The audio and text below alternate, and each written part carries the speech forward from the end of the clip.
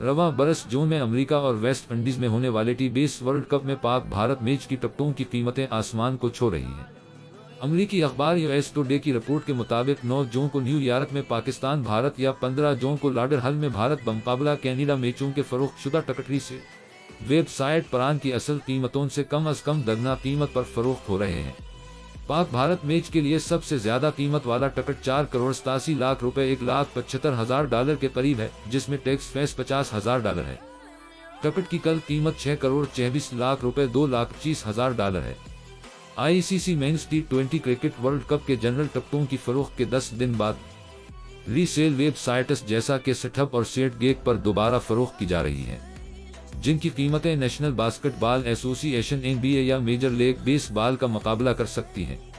बाज़ाब्ता फरोख्त में मैच के टिकट $1,670 से शुरू हुई।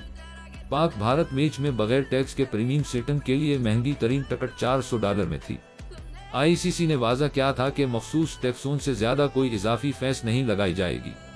रीसेल वेबसाइट पर इसी मैच के VIP टिकट्स $40,000 से ज्यादा में पेश किए जा रहे हैं, जिनकी फीस $10,000 के करीब है, जिसकी कल कीमत $50,000 से ज्यादा हो जाती है।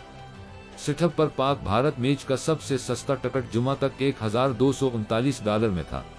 सीट गेट पर मैच के लिए सबसे कम कीमत वाला टिकट जुमा की सहपहर तक बगैर टैक्स या फीस के $1,186 का रहा।